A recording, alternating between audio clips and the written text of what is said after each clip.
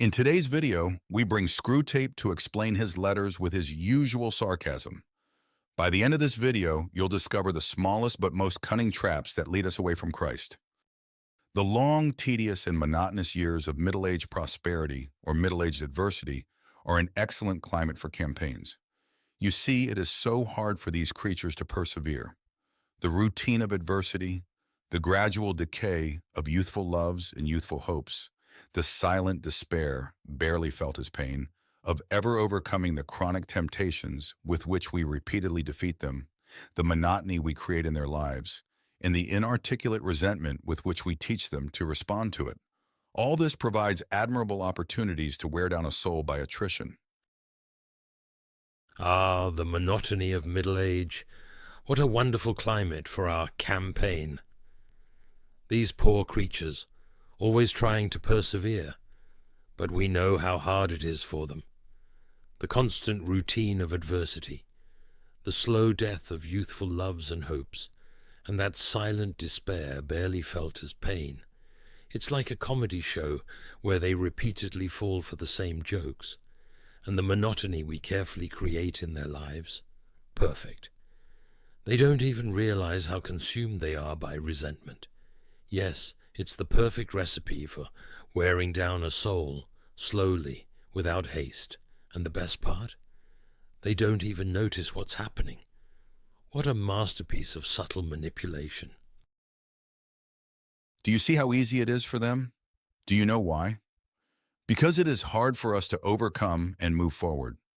In Galatians chapter 6, verse 9, it says, "Let us not become weary in doing good, for at the proper time we will reap a harvest if we do not give up." We need to understand the root of the problem, where our longings come from, our sorrows, and also all this pent-up resentment. Working on this can be a huge challenge, but with God, nothing is impossible.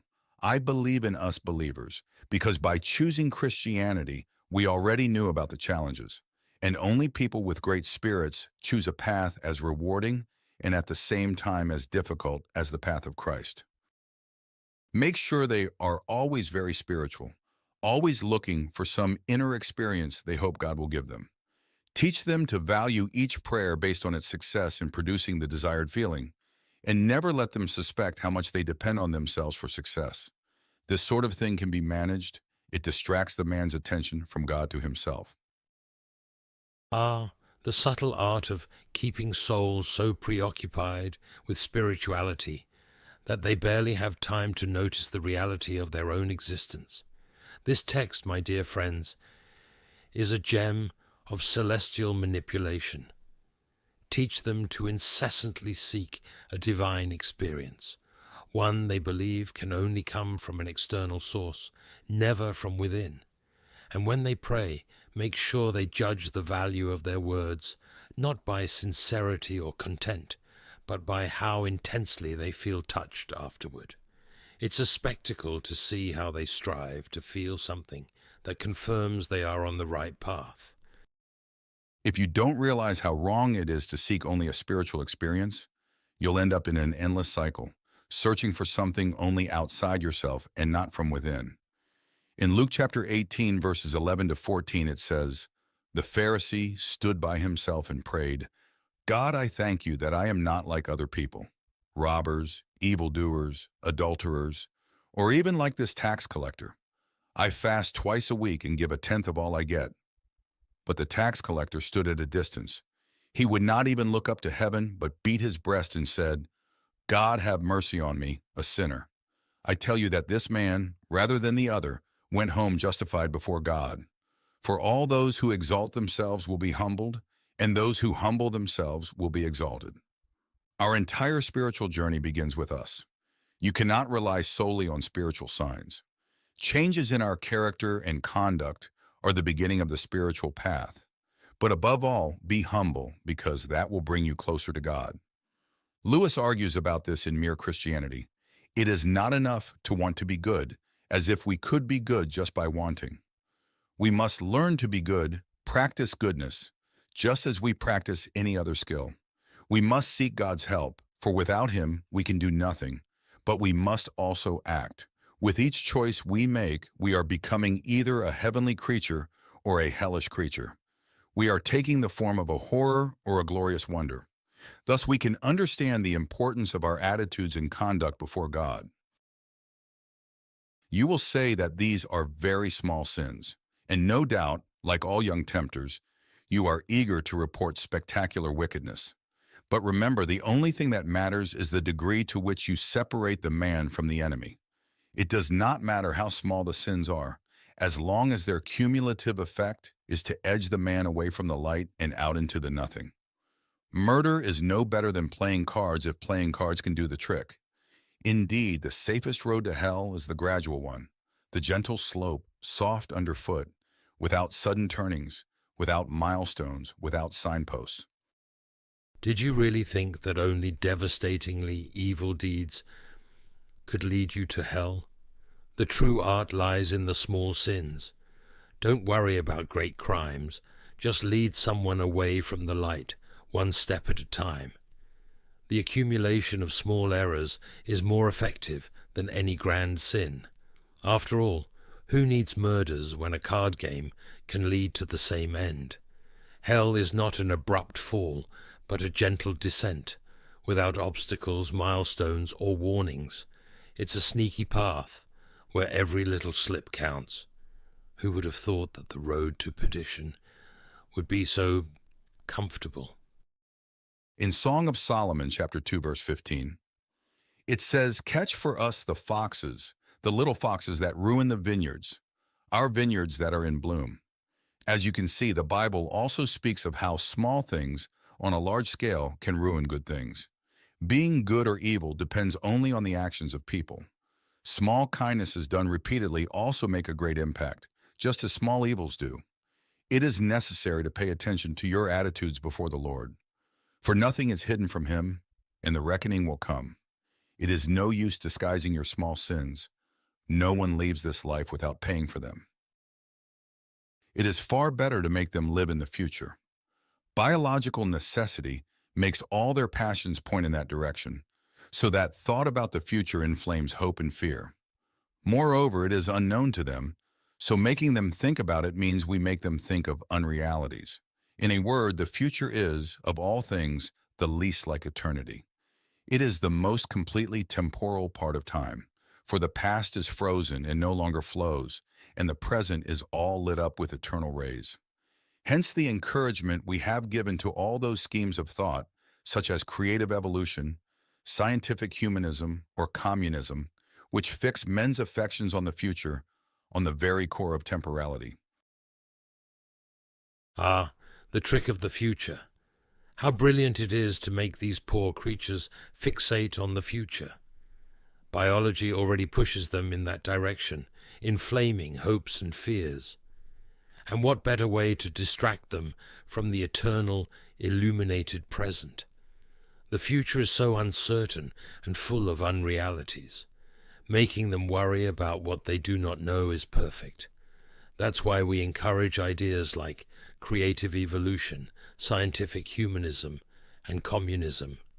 All of them bind humans to the future, away from the now, and keep them focused on the most temporal part of time. When we focus only on the future, we forget an important detail. It will only exist if our present is fulfilled. By thinking too much about what may or may not happen, we forget that we have the power to govern our own destiny by making the right choices. In Philippians chapter 4, verses 6 and 7, it says, "Do not be anxious about anything, but in every situation, by prayer and petition, with thanksgiving, present your requests to God. And the peace of God, which transcends all understanding, will guard your hearts and your minds in Christ Jesus." By surrendering your heart to God, you can achieve eternal life. It all starts here and now with our attitudes, our desires, our efforts, and our dedication. If all this is directed towards Jesus Christ, we can shape the future so that it is filled with blessings. The game is to have everyone running around with fire extinguishers whenever there is a flood, and everyone crowding to that side of the boat which is already nearly gone under. In this way, we make the present the least like eternity, For the present is the point at which time touches eternity. Ah, the art of distraction. Our game is simple. Make everyone act completely irrationally. Have them run with fire extinguishers during a flood, or crowd onto the side of the boat that is sinking. All this to ensure they never live the present as they should. We keep the present chaotic and disconnected from eternity, because the present is where time touches eternity. And if they truly lived in the present, they might realize this. So we maintain chaos and confusion, constantly diverting them from the present moment. It's a brilliant strategy, isn't it? Screwtape is always so proud of his work. Well, it's no surprise that distractions can lead us away from our goals. Even more dangerous is when we let them distance us from God. As we mentioned before, it is in the present that we create our destiny, and if we let ourselves be distracted from our path with Christ, we might never find our way back. According to Matthew chapter 6, verse 34, "Therefore do not worry about tomorrow, for tomorrow will worry about itself.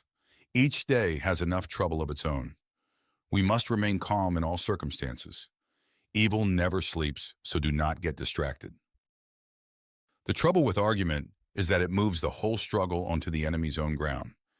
He can argue too, whereas in really practical propaganda of the kind I am suggesting, he has been shown for centuries to be greatly at a disadvantage. Ah, logical arguments, what a waste of time. Arguing moves the battle onto the enemy's ground, where he can also play well. But practical propaganda, the subtle manipulation of minds, are in that he is clearly at a disadvantage. We maintain the upper hand by avoiding debates and focusing on propaganda, where we can distort reality at will. After all, why fight on equal ground when we can win without giving him a chance? It's a brilliant move, isn't it? In Matthew chapter 7, verses 13 and 14, it says, "Enter through the narrow gate, for wide is the gate, and broad is the road that leads to destruction, and many enter through it. But small is the gate, and narrow the road that leads to life, and only a few find it." After knowing God, I realize that not everything that appears to be true is genuine. We know very well that Satan is the master of manipulation, and his purpose is far from good. Let's remember one of the letters where Screwtape says, "The safest road to hell is the gradual one, the gentle slope, soft underfoot, without sudden turnings, without milestones, without signposts." When we are enchanted by beautiful promises, whatever they may be, without any logic of deserving or effort to achieve them, that is one of the propaganda for perdition. This is one of the reasons the Christian path is so turbulent. But isn't it great that God is on our side, brothers and sisters?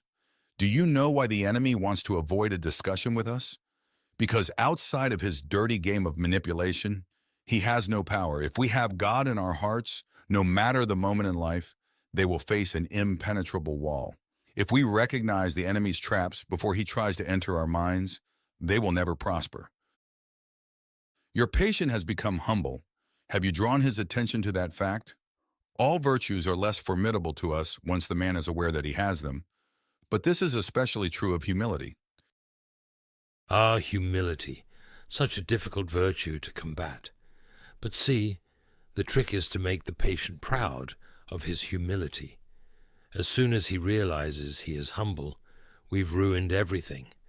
Any virtue loses its value when a man boasts of it, but humility is especially vulnerable to this.